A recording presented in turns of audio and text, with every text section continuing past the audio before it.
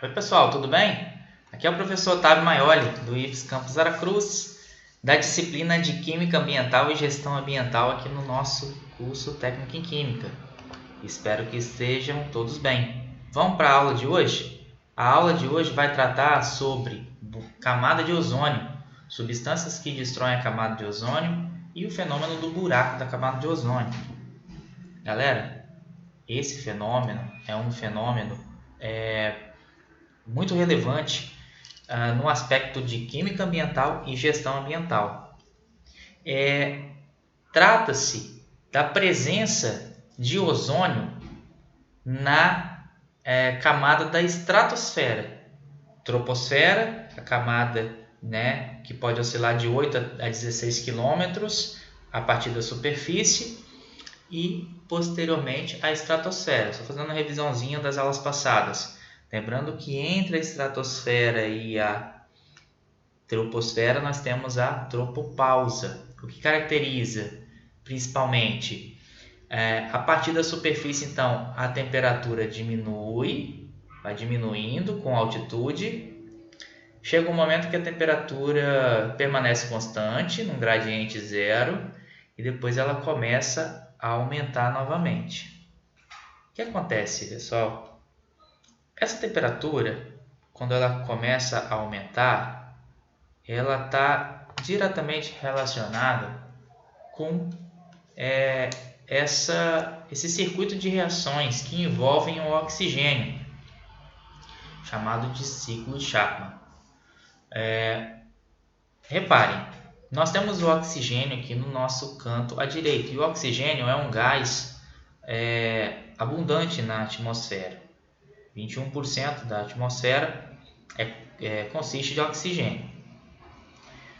Quando o oxigênio, as primeiras camadas de oxigênio da atmosfera, a gente sabe que a radiação solar tem um espectro amplo, e dentro desse espectro existem as radiações ultravioletas, que são radiações no comprimento de maior frequência, de comprimento menor, comprimento de onda menor. Então, essa radiação, quando vem a radiação solar, imediatamente essa radiação da ultravioleta, e especificamente a UVC, um comprimento de onda ainda menor, ela rompe o oxigênio, liberando muitos radicais livres de oxigênio na estratosfera.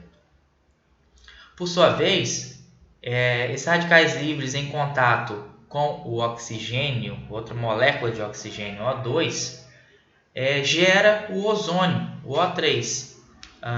Então, eu tenho muita formação do radical livre, e a gente sabe, como eu coloquei nas outras aulas, o radical livre sempre vai ser muito reativo. Então, ele vai tender a reagir com o próprio oxigênio, molécula, O2, formando o ozônio. O ozônio, por sua vez, ele recebe uma radiação UVB, que é uma radiação de um comprimento de onda maior. E ele também se rompe, formando oxigênio. E aí a gente vê a setinha saindo do ozônio para baixo, gerando oxigênio radical atômico. É claro que existem umas questões aí que envolvem a condição do oxigênio, tá, pessoal? Mas a gente não precisa explorar isso aqui nesse momento. Enfim, o oxigênio, então, ozônio, o O3, forma o oxigênio atômico e libera e forma O2 de novo.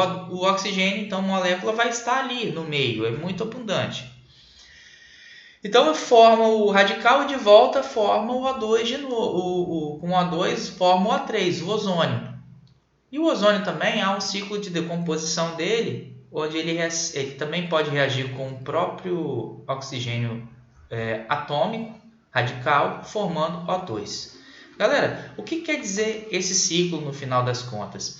Que existe uma formação natural de ozônio nas primeiras camadas da atmosfera, porque a radiação ultravioleta vem, já toca essas primeiras camadas. Os oxigênios absorvem essa radiação, por sua vez forma o ozônio, que também absorve uma radiação, o UVB, que vai gerando um ciclo. Então veja, nesse saldo o que está acontecendo? Tem um equilíbrio entre O2 e formação de O3, ozônio, e a absorção da radiação ultravioleta. Por que esse ciclo que eu apresentei para vocês, o ciclo Chapman, ele não acontece nas baixas camadas da troposfera, por exemplo? Porque já não chega essa radiação ultravioleta, porque ela foi filtrada lá em cima. Conclusão, eu tenho uma concentração de ozônio muito grande que é responsável, em conjunto com o equilíbrio com oxigênio, ele é responsável por proteger a superfície das radiações ultravioletas por conta desse ciclo. Excelente. Seguindo, então eu tenho uma concentração de ozônio na estratosfera. Agora, veja só, galera. Esse ozônio, então, ele é responsável, junto nesse ciclo de Chapman, ele é responsável por proteger a nossa superfície das radiações ultravioletas. As radiações ultravioletas, em relação à questão ambiental e à questão da vida, elas são muito perigosas porque são radiações de frequência muito alta, e comprimento de onda muito pequeno que podem alterar mecanismos celulares. Não vou entrar em detalhes, mas ele tem condição de romper ligações covalentes. É isso que inclusive justifica essas rupturas. O oxigênio é um gás relativamente estável, mas na condição de ultravioleta ele se rompe, que dirá outras ligações também. Ligações estáveis elas tendem a se romper.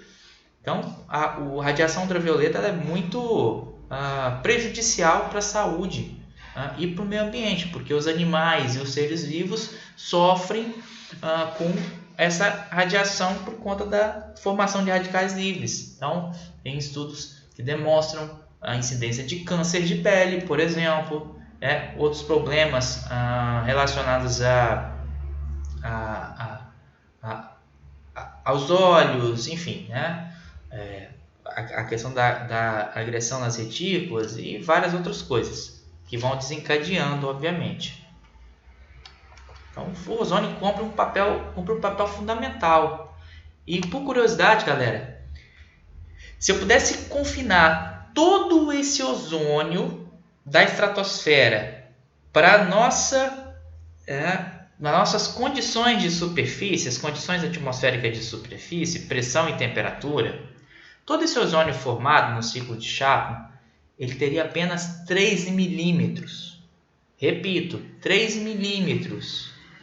Se eu pudesse filtrar. É claro que lá a condição de pressão é muito menor e ele vai estar bem espalhado. Tanto que a estratosfera tem lá de 10 quilômetros a 50 quilômetros da superfície, uma camada relativamente espessa, mas por conta de eu pegar toda essa condição, esses ozônios, essas moléculas, não supondo, e colocasse nas condições de superfície, eu teria 3 milímetros apenas. A situação, então, em relação a essa proteção de radiação ultravioleta, ela é muito delicada. E o que aconteceu? A partir de 1970, essa questão veio à tona. Mas antes, o que assim, se observava, até então? Vamos voltar para essa imagem aqui, que eu vou mostrar um pouquinho sobre a questão do ozônio de estratosfera. O que se notou a partir dos anos 70, anos 60, galera? O ozônio, ele, por ter essa capacidade de absorção de ultravioleta, nós sabemos que existem métodos de medição química que usam ultravioleta, radiação ultravioleta. Através da radiação ultravioleta você consegue determinar a quantidade, por exemplo, de determinada substância, especialmente na atmosfera, mas também é aplicado para soluções e substâncias em soluções. O ozônio da estratosfera ele era monitorado tanto no período histórico da Guerra Fria, tanto por satélites americanos quanto por satélites russos, né? Por quê? Porque olhando para essa imagem, né? Antes ainda, né? O que acontece? Essa possibilidade de se medir o ozônio da estratosfera, ela se dava por uma questão simples. Por quê? É muito sensível o ciclo de Chapman. O monitoramento feito pelos russos e pelos americanos, era feito para identificar atividades nucleares que poderiam ser feitas pelos antigos blocos, né? O mundo era dividido naquela época. Então eles monitoravam via satélite as concentrações de ozônio. Por quê?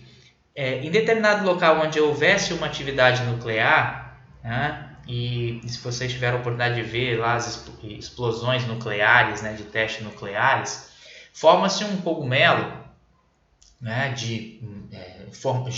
forma-se muitos radicais livres. Esses radicais livres eles sobem e essa coluna chamada de cogumelo, né, ela pode chegar até 30 quilômetros, ou seja, ela bate grande parte da estratosfera, né? Então ele acaba instabilizando todo o sistema da estrutura de ozônio naquela região. Então, percebendo, né, no monitoramento via satélite uma mancha, por exemplo, né, de ozônio, ou seja, de decaimento de ozônio, né, de diminuição da concentração, era possível saber, ou mesmo alteração, era possível saber onde estava havendo atividade nuclear. Então, essa medição do ozônio estratosférico ela era bem consolidada, né? Monitorava-se, enfim. O que aconteceu foi que, com o passar dos anos, e a partir de 1960, entre 60 e 70, mais ou menos, 70, 80, na verdade, né? Desculpa. O que foi se observando? Foi se observando que, no período do verão, na Antártica, estava havendo uma redução muito grande da concentração de ozônio na estratosfera.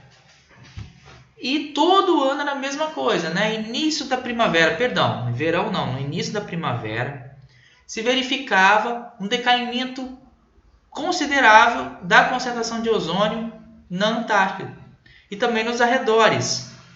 Essa imagem ela mostra aí que onde está verde, as concentrações de ozônio estão nas concentrações normais, naturais.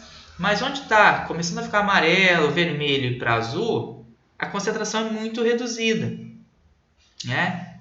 E isso se observava toda vez. Na primavera ficava essa grande mancha que durava muito tempo, né? E ela ia voltando no inverno, se recompondo, mas depois de novo formava o buraco. Isso foi acontecendo, né? Todo ano se verificava esse fenômeno. Não era razoável que estivesse havendo atividades nucleares ali na Antártica, né? Tampouco de proporções tão grandes a ponto de destruir tanto a camada de ozônio. E só para ter um comparativo, pessoal, a camada de ozônio, como eu disse, ela confinada na atmosfera, na superfície, né, nas condições de superfície, ela pode ter 3 milímetros. Criou-se uma unidade de medida onde cada milímetro corresponde a 100 Dobson. Então, a camada de ozônio, naturalmente, ela tem em torno de 300 Dobson. A destruição ali, naquela faixa azul, as concentrações de ozônio já giram em torno de 110 Dobson, ou seja, e na de vermelho 180, na amarelo 220, se não me engano. O que está acontecendo então é um decaimento considerável, ou seja, nesses locais pouco ozônio, pouco ciclo de Chapman e entrando radiação ultravioleta. Ele foi se expandindo e esse buraco foi identificado até o sul do Brasil, Argentina, países austrais como o sul da Austrália, e enfim.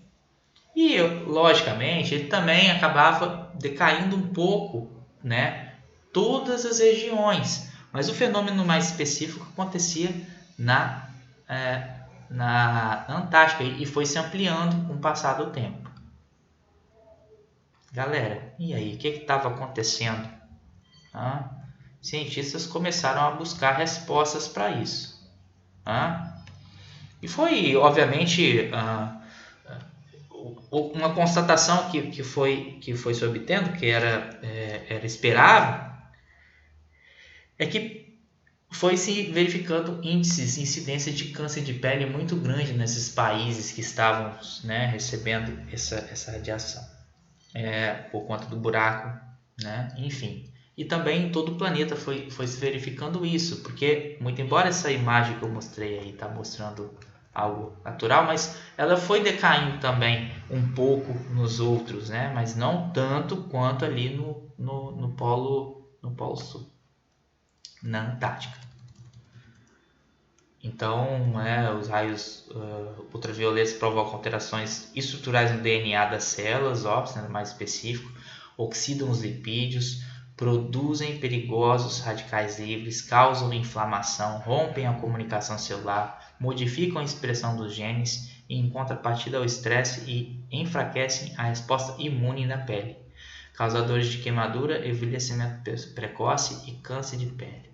Sendo mais específico, então, na questão do efeito na saúde humana, que foi se verificando, pessoal. Beleza. Galera, o que se constatou foi o seguinte, e aí acho que seria até interessante antes falar desses pesquisadores aqui, na década de 60 e 70, esses 3 pesquisadores, o Holland, o Molina e o Crutzen. O Molina, inclusive, participou de uma conferência no Brasil recentemente. Recentemente não, galera, já tem um tempinho que eu participei. Vamos ver, acho que uns 8 anos atrás. Não, isso. Mais ou menos 9 anos. Bom, vamos esquecer. Enfim, não vem ao caso. Galera, o que aconteceu foi que esses pesquisadores, fazendo trabalhos independentes e se comunicando por meio de publicação, eles conseguiram decifrar o fenômeno que estava acontecendo lá. O que acontece? O ozônio, eu estou colocando cloro para vocês ali. Eles demonstraram que a formação de cloro na estratosfera, meio de radical, causava uma alteração no ciclo de Chapman. De que forma? Ele potencializava a destruição do ozônio naquele ciclo, de forma que o cloro radical, reagindo com o ozônio, formava óxido de cloro, de forma de radical também, e O2. Por sua vez, esse cloro com oxigênio ligado, de forma radical, reagia com outro oxigênio radical, segue aí na segunda reação, formando cloro, tá? Não é cloreto, pessoal, é cloro radical. Lembrando que na atmosfera a gente tem que pensar sempre na formação de radicais. Cloro radical e O2. Essas duas reações, pessoal, se vocês observarem, na verdade o cloro, ele acaba sendo um catalisador da reação de transformação de O3 com oxigênio radical, atômico, formando O2. Ou seja, o saldo dessa reação é essa reação abaixo aí. O3 formando com oxigênio, formando, né, ozônio com oxigênio radical, formando duas moléculas de O2. E o cloro ele é recuperado, ele é um catalisador disso. Né? Ele reage na primeira, mas ele é recuperado na segunda. Da mesma forma que o óxido de cloro formado ali, ele é um intermediário. Eles não se consomem. E o cloro vai fazer isso progressivamente. Né? Ou seja, ele vai catalisar essa reação de decomposição do ozônio, baixando a concentração. Então eles conseguiram deduzir esse fenômeno e comprovaram. Agora, da onde estaria vindo esse cloro, pessoal? Olha, o mar ele tem, ele é uma fonte de cloro, né, por conta do cloreto de sódio que existe no mar. Mas o cloro no mar ele está na forma de cloreto iônico, né? E o mar não dá nem para saber desde quando, né? Vamos dizer, bilhões de anos aí que o mar se formou. Nem sei precisar agora nesse momento, desculpa. Mas enfim. Então não poderia ser o mar, né? O cloreto poderia até, de certo modo, formar um pouquinho de cloro, mas não poderia ser o mar o causador disso. Galera, então veja só, a explicação que eles encontraram foi a seguinte, ó. Esses compostos chamados CFCs, clorofluorcarbonos, eles foram muito utilizados na indústria a partir da década de 70, de 60, 80, né? São substâncias sintéticas, químicas sintéticas, formadas por átomos de cloro, carbono, cloro e flúor. São consideradas principais, substâncias destruidoras de ozônio, devido ao alto potencial de destruição da camada de ozônio e por terem sido amplamente utilizadas nas indústrias de produtos e serviços nas décadas de 80 e 90, mas eles já foram utilizados desde a década de 60. E teve o consumo banido em 2010, vou falar um pouquinho sobre. Mas veja, galera, existem diferentes tipos de compostos: CFC11, CFC12, CFC113, CFC114, enfim, vários. Isso aí é uma nomenclatura para a questão da posição do cloro e do flúor na sua estrutura. Tá? Mas veja, são cadeias carbônicas de compostos pequenos, compostos pequenos não, com carbono, quantidade de carbono de 12 a 10 a mais, 15 carbonos. O que acontece, galera, é que se a gente pensar em hidrocarbonetos, os hidrocarbonetos nessa estrutura, eles vão ter os seus átomos de hidrogênio substituído por cloro e flúor. O que acontece é que hidrocarbonetos eles são inflamáveis. Por sua vez, o átomo de cloro tem uma ligação muito estável com com carbono. Então ele acabava transformando num poço, em substâncias químicas de estabilidade diferente, sem grau de combustão, como os hidrocarbonetos. Então essa foi a ideia da indústria, e criar um composto que tinha diversos usos por conta dessa característica. Então veja só, o CFC11, agente expansor na fabricação de espumas e poliuretânio, propelente em aerosóis e medicamentos. Olhando para a tabela, pessoal, as aplicações desses CFCs. Propelente de aerosóis e medicamentos. Os aerosóis tinham sua substância, facilitava ali a dispersão. Fluido na refrigeração comercial, doméstica e industrial. Olha, era utilizado em geladeiras, galera. Refrigeração, um gás que conseguia ali, por suas propriedades físico-químicas, ser empregado com melhor qualidade para isso. Os hidrocarbonetos também são usados, tá, pessoal? E foram muito utilizados durante muito tempo, inclusive em geladeiras e enfim. Só que o que acontece? O hidrocarboneto ele é muito inflamável, então ocasionava-se muitos incidentes. Foi substituído por um composto quimicamente melhor no aspecto, né, de inflamabilidade. Ele é anti-inflamável e também tinha propriedades de refrigeração muito bons. O CFC12 também, né, agente expansor de espuma, propelente, o fluido de refrigeração e também esterilizante. Muito importante isso, esterilizava, porque ele tinha uma capacidade muito grande de tirar o oxigênio. Solvente para limpeza de elementos de precisão eletrônica, como CFC 113, propelente de aerosóis, medicamentos, refrigeração comercial. Então, galera, o que acontece?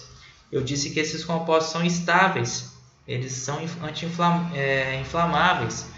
E ao mesmo tempo, na atmosfera, na troposfera, né, eles são muito voláteis. Então, na atmosfera, na troposfera em si, ele não reage, é difícil de reagir, até mesmo com hidroxila. Hidroxila, né, na forma de radical, batia nele, mas não conseguia quebrar, porque ele é todo protegido com ligações muito estáveis de cloro e carbono.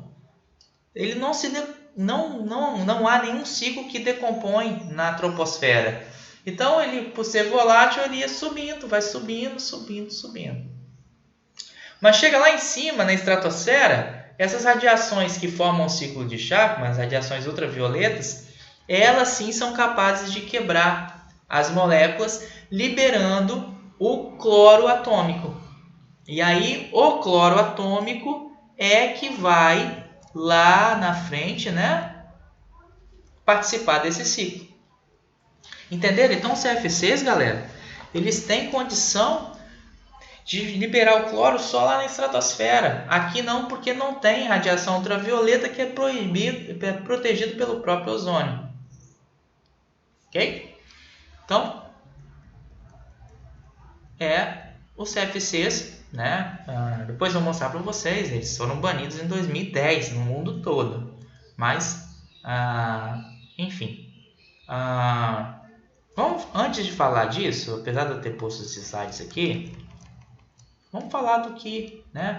Os pesquisadores descobriram isso aí, né, pessoal? Os CFCs, então, foram os produtos mais utilizados na época, que justificaram e causaram esse problema.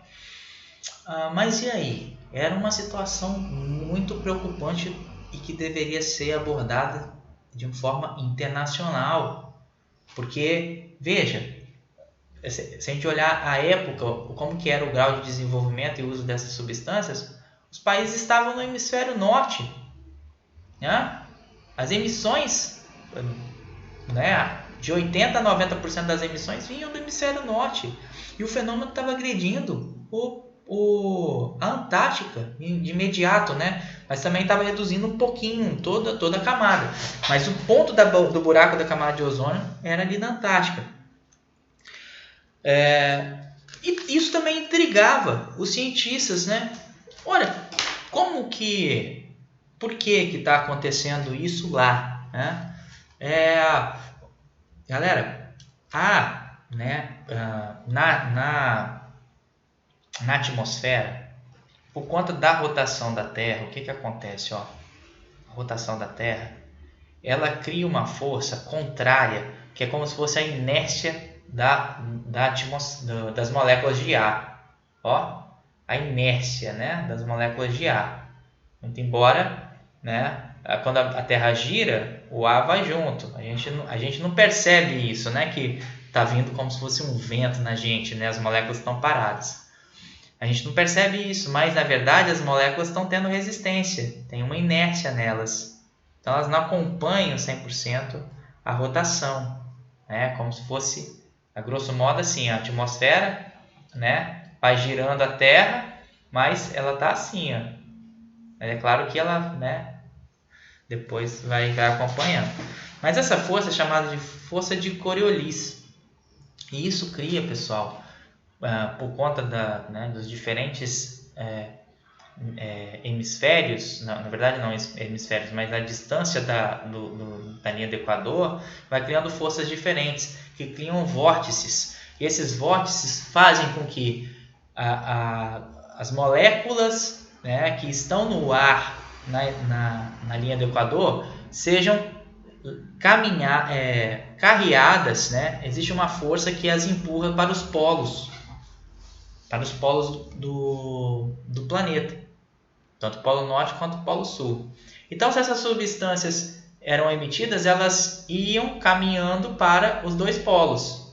Só que ao mesmo tempo, né, elas também vão caminhando para todos os lados. E se ela parte do hemisfério norte para o hemisfério sul, chegou ali no Equador, ela já vai direto para o hemisfério, né, do Polo Norte. Então, a tendência é a concentração, Polo Sul, perdão, a tendência é a concentração desses poluentes persistentes, que podem chegar até a estratosfera, se acumular no Polo Sul. Mas, pessoal, existe uma questão, né? Por que o fenômeno não é observado no Ártico, então? Ele só é observado na Antártida. Porque é o seguinte, eles chegam em determinado polo, né? Eles vão se concentrando, mas ali eles se dispersam também, né? Ele vai, porque depois ele atravessa o polo, né? Ele atravessaria o polo e vai de volta, né? O planeta é uma esfera, então ele chega até o polo, mas ele passa. Só que na Antártica, né? O que acontece é que no inverno, por conta da Antártica ser uma ilha, né, digamos um continente, no Polo Norte não ter isso, né, o Ártico não tem uma ilha, na verdade é formação de gelo, mas que vai, né, derretendo no verão. Na Antártica, essa situação de ser uma ilha cria um vórtice que gira em torno da Antártica. E quando o CFC, né, chega na Antártica, ele fica preso por causa desse vórtice que vai girando a Antártica. Tá? Vai contornando o litoral da Antártica e vai prendendo e vai guardando isso. Mas veja, pessoal, na verdade o que precisa para o CFC formar cloro é radiação ultravioleta. Mas no inverno, os hemisférios, né, e o Polo Sul no inverno, a Antártica, não tem luz, não chega a radiação solar. Então ele não se quebra, ele se acumula e fica preso por conta desse vórtice, esse vento, né, circular em volta do litoral da Antártica. E vai se prendendo ali. Se prende, se acumula. Primavera chegando, a radiação começa, a luz do Sol começa a chegar no Polo Norte, no Polo Sul da Antártica, né? E aí a radiação ultravioleta vem e começa a quebrar os cloros e de repente, bum, formação, uma bomba de cloro que vai destruindo a camada de ozônio e vai acontecendo isso aqui, ó. De novo, por que no Ártico não acontece isso? Porque não tem esse vórtice que prende. Se acumula muito pouquinho no Ártico, então no Ártico não há esse fenômeno, né? Não tem, o buraco ele não é tão intenso quanto esse. Existe, tá? Para deixar claro, a concentração diminui, mas não acontece como aqui, no sul, porque há essa situação. Pois bem, então como disse, e aí a concentração diminuía muito no verão, na primavera, no verão, e cada ano que passava ele se expandia mais, né? Que é um fenômeno que ia acontecendo todo ano. O que aconteceu, pessoal, é que isso é um exemplo, né? E vale a pena colocar para vocês, é que o mundo se mobilizou porque isso era algo muito grave.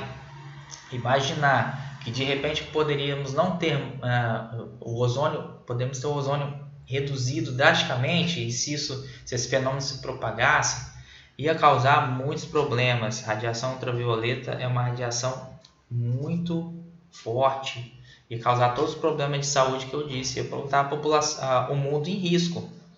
Então, aí é a hora depois da ciência vir a política.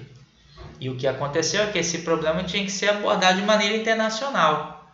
Não dava para abordar país por país. Criou-se então a Convenção de Viena. A Convenção de Viena então foi criada em 1985, que era uma convenção internacional. Os países ratificaram para estabelecer os princípios para promover mecanismos de proteção do ozônio estratosférico, obrigações genéricas que instavam os governos a adotarem medidas jurídico-administrativas apropriadas para evitar o fenômeno. Então, o que aconteceu? Eles fizeram a convenção, estabeleceram ali dispositivos jurídicos administrativos e disseram: vocês têm que começar a tomar medidas. E aí, com esses ajustes, depois desses ajustes, e o tempo foi passando e a situação foi se agravando, dentro dessa convenção foi criado um protocolo, o protocolo com medidas mais específicas, específicas para as substâncias que destroem a camada de ozônio. Então, esse protocolo foi criado em 87, entrou em vigor em 89, assim que os países ratificaram, impôs obrigações específicas, em especial a progressiva redução da produção e consumo das substâncias que destroem a camada de ozônio e sua total eliminação. Então, estabeleceu metas para serem adotadas. Galera, o Protocolo de Montreal e a Convenção de Viena, sem dúvida nenhuma, foi o maior exemplo de mobilização científica e mobilização política em termos de gestão ambiental internacional. Por quê? Porque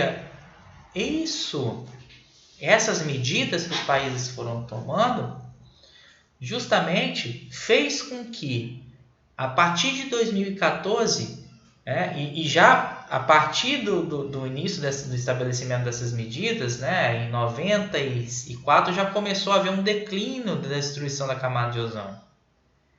Perdão, um declínio não, uma diminuição do progresso de destruição.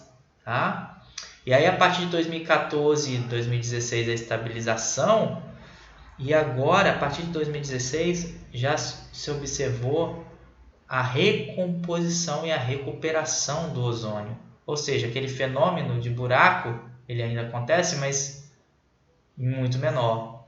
Ou seja, a camada está se regenerando desde 2016. Os dados mostram isso. Então, foi, de fato, um exemplo de gestão ambiental internacional que foi bem sucedido. Trouxe um resultado imediato.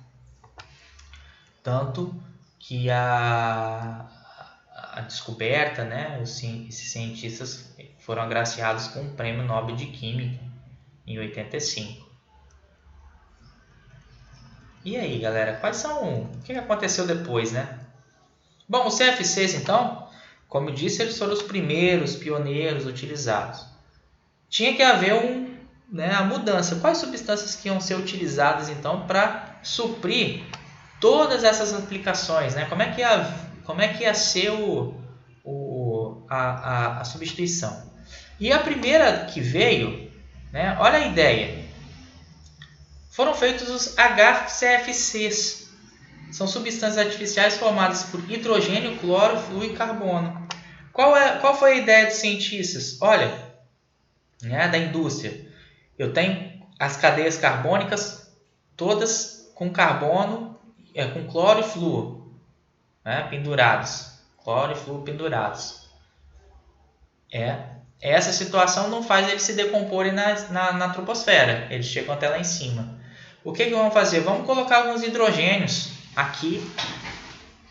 Por quê? Porque o hidrogênio reage com a hidroxila e aí forma água e decompõe esse material. Ele se desestrutura na atmosfera, na troposfera. Entenderam? Cadeia de carbono, cloro e flúor. Se eu boto um hidrogênio ou dois ali no meio daquela estrutura, Esses hidrogênios eles podem ser retirados por meio da hidroxila, formando água, que é muito estável, que está presente na troposfera. E aí, quando ele libera um radical livre de clorofluorcarbono, ele vai ficar reativo, ele vai poder se decompor por outras reações. Essa foi a ideia, né? Então foram criados os CFCs, os HCFCs, perdão. E aí, ó, o seu uso iniciou-se como alternativa dos CFCs, visto que se apresentavam valores inferiores de destruição do ozônio. Mesmo assim, pessoal, diante do que eu contei, né, uma parte chega na estratosfera, então uma parte desses HCFCs também destrói o ozônio, mas em grau de intensidade muito menor que os CFCs, né? O Brasil não produz esses compostos, exporta pequenas quantidades, porém, né, as importações da substância vêm aumentando consideravelmente desde a proibição dos CFCs, porque teve que substituir, tá? Mas eles são substâncias que destroem a camada de ozônio também, então tem que tomar cuidado. Foi uma medida paliativa, né? Mas que foi sendo posta. O Brasil não produz mais, tá, pessoal? Mas produziu durante muito tempo. Ele exporta porque as medidas são tomadas por país, mas de forma diferenciada. O Brasil é um país que está em desenvolvimento, a economia em transição, mas tem países que estão em desenvolvimento ainda. Hoje a divisão é essa: países desenvolvidos, países em transição, que estão passando para desenvolvidos, economias em transição, e países em desenvolvimento, aqueles que antigamente eram ditos subdesenvolvidos, né? Então o Brasil está passando por isso. Desse modo, o bloco de medidas é um pouquinho mais restritivo, né? Então ele não pode produzir, mas ele pode exportar as substâncias que ele tem para países que ainda usam, porque é medida paliativa, né? Que vai substituindo. Então as aplicações aí, né, desses compostos HCFCs, que também tem, tanto no serviço de manufatura, né, quanto no setor de serviços também, ó, para limpezas de circuitos, refrigeração de ar condicionado, para formação de poliestireno, né, extrudado. Isso eu cheguei a comentar com vocês sobre na disciplina de processos industriais inorgânicos, né? O que quer dizer esse extrudado? Enfim, é um processo industrial usado em extintor de incêndio ali no setor de manufatura, espuma dissolvente, enfim, se utiliza ainda. Pois bem, esses dois compostos também, né, são substâncias que destroem a camada de ozônio em determinado grau. Temos o brometo de metila, é um composto orgânico halogenado, gás de coefeito sob pressão, que pode ter origem natural ou sintética. Esse caso aí tem emissão natural também, no caso de oceanos, tá? Eles destroem a camada de ozônio. Pode ser extremamente tóxico e letal para qualquer ser vivo, né? E foi completamente utilizado na agricultura para desinfecção e esterilização de solos, fumigação de cereais. Então tinha a contribuição da agricultura também, né? Por conta desse composto ter sido usado lá na agricultura para desinfecção. Então, brometo de metila vai. Ô professor, você está falando de brometo de metila? Parece um bromo agora aí. Galera, são halogênios. O que o cloro faz lá em cima, o flúor também faz, se liberado, e o bromo também faz no ciclo, né, de destruição do ozônio. Vamos colocar aqui, ó. São halogênios. Opa, cadê isso, meu Deus? Aqui, ó. Eu posso substituir o flúor, que ele vai fazer o mesmo mecanismo. Posso colocar o bromo no lugar do cloro aí, mesma coisa, são halogênios, é a mesma família, né? Na mesma família fazem a mesma coisa, né? Beleza. E os halons, substâncias produzidas artificialmente, compostas por bromo e cloro ou flúor, além de carbono. Foram largamente utilizados em extintores para todos os tipos de incêndio. Então, são estruturas menores, pessoal, que têm essas combinações também,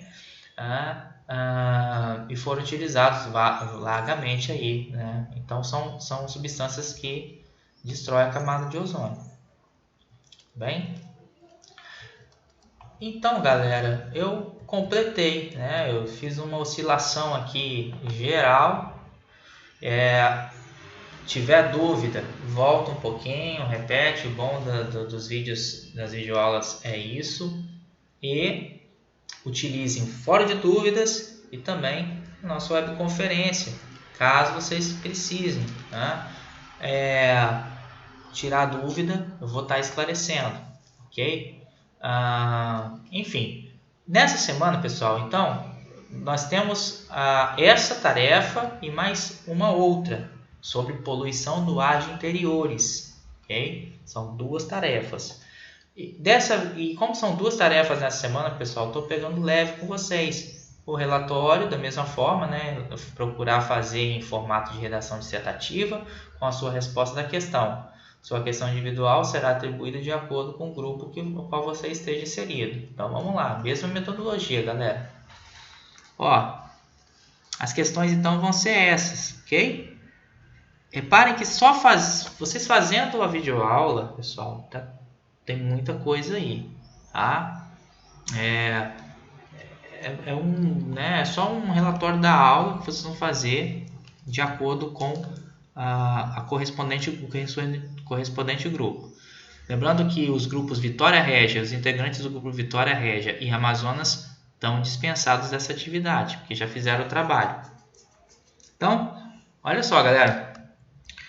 Apresente o ciclo de Chapman de formação de ozônio da estratosfera e explique a sua destruição antropogênica. Simples, né? No formato de redação. Tá aqui na videoaula. Ficou com Carrondara, os integrantes de Carrondara individualmente e de Ecogados, do quinto B. 3B. Segunda, apresente as medidas que foram e que são adotadas pelo Brasil para cumprimento do Protocolo de Montreal. Os ambientalistas e ambientalistas, do quinto 3B. Pessoal, visitem o site do Ministério do Meio Ambiente, tá? Ministério do Meio Ambiente mais camada de ozônio. Lá vocês vão ter, ok? Bota em formato de redação. Não destrinchei aqui com muitos detalhes isso. Serve uma pesquisinha.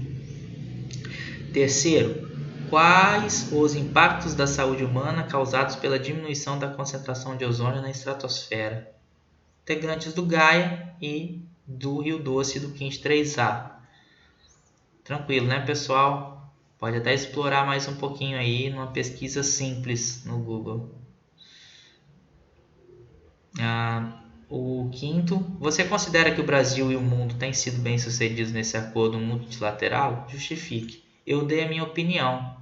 Vocês podem dar as suas. Amazônia e Floresta, integrantes dos grupos.